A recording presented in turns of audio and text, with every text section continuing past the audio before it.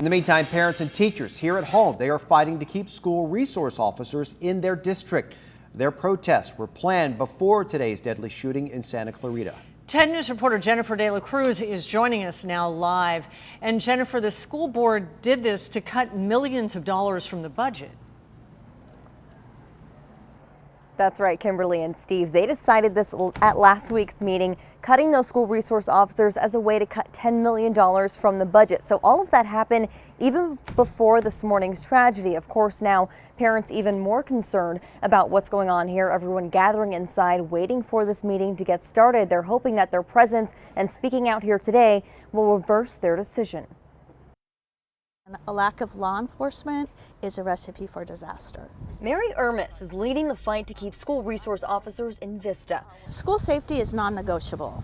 It's a hard line, and it's a deal breaker. The school board voted to end the partnership with deputies to save $10 million from next year's budget. Law enforcement does the heavy lifting of safety in our schools.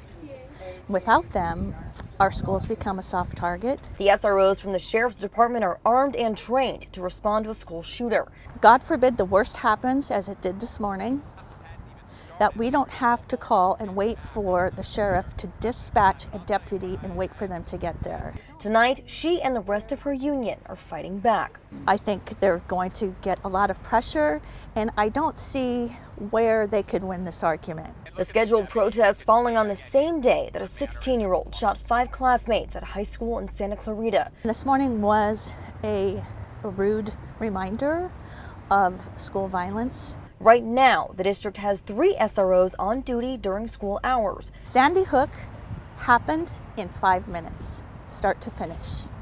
It will be all over by the time law enforcement reaches our sites. As a parent herself, there's nothing she values more. Every day that we drop our children off to school, we hope they are safe. Even if they do reverse the decision, she knows the cut would have to come somewhere else. Safety is #1. Cut something else. So at tonight's meeting, they're trying to figure out how to cut an additional $3.3 million from next year's budget. If the decision to cut the school resource officers does stand, they will not have them starting next school year. Reporting live in Vista, Jennifer De La Cruz, 10 News. A big decision to be made. Thank you, Jennifer.